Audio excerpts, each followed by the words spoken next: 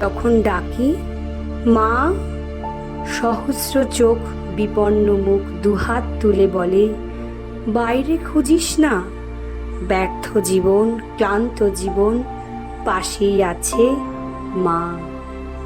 মা বললেই স্নেহের সকাল, মা বললেই তৃষ্ণার জল, মা বললেই ছায়ার আঁচল, মা বললেই দুঃখ উধাও। যখন ডাকি মা,